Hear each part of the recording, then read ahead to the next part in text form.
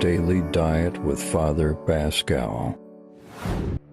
Have you ever stood between crisis and someone you love, knowing your voice was their only hope? Now imagine this. God is about to destroy a city for its wickedness and immorality. He has every right to do so. The verdict is passed. Justice demands it. But then one man dares to step forward, not with a sword, not with an army, but with a prayer. He negotiates, he pleaded, he dares to bargain with the Almighty. And what is more shocking is this, that God listened to him.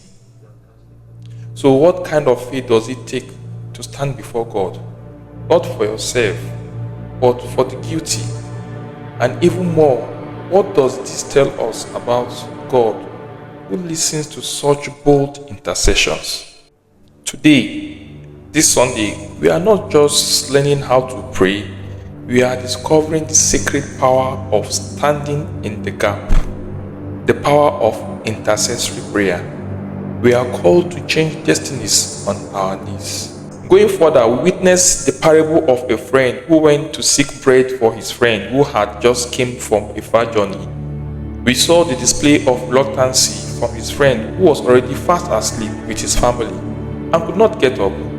Now, this parable does not mean that God is a reluctant giver.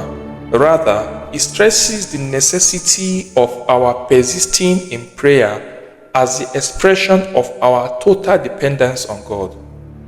God wants us to approach Him with a holy confidence, like a beloved children knocking at a familiar door.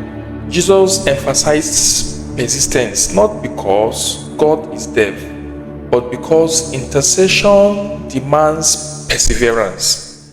The one who intercedes now becomes a co-sufferer with those they pray for. The actions of Abraham in the first reading and the friend who went to seek bread for his visitor proves something to us.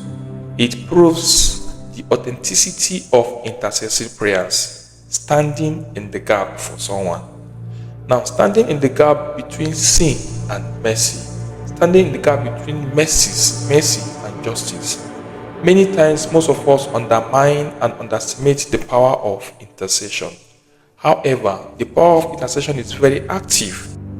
Basically, 90% of the prayers we make in our lifetime is always self-inclined, mostly having the selfish inclination. We have no time to